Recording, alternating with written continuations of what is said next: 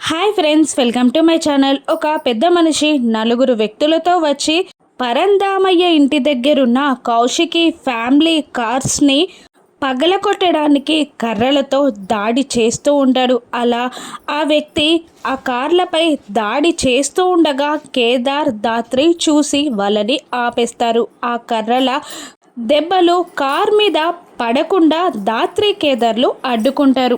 ఎందుకని మా కార్లని మీరు ధ్వంసం చేయాలని చూస్తున్నారు అని దాత్రి అడుగుతుండగా, ఈ వ్యక్తి సంబంధించిన మనుషుల నీడని కూడా నా ఇంటి ముందు పడొద్దు అని నేను అనుకుంటాను, కానీ మీరు ఏకంగా నా ఇంటి ముందే మీ కార్లని పార్క్ చేసేశారు. ఇక నేను ఊరుకుంటానా?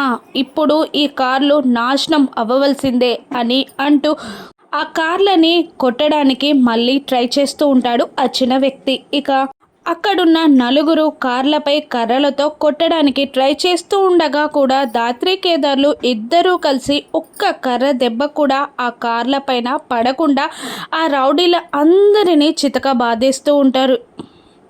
ఇక ఆ ఇద్దరి వ్యక్తులని, అదే దాత్రి, కేదార్లని చూసి వచ్చిన వ్యక్తి షాక్ అవుతూ ఉంటాడు. ఆయన పేరు భూపతి. అదే టైంలో పరందామయ్య కోపంగా కత్తిని పట్టుకొని బయటికి వస్తాడు.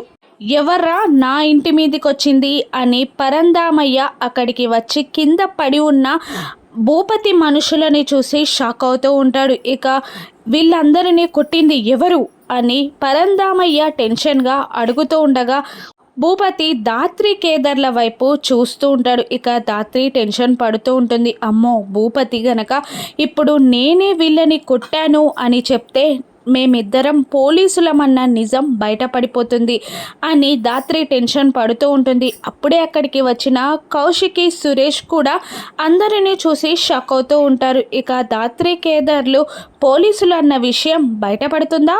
రాను ఎపిసోడ్స్లో చూద్దాం. Thank you.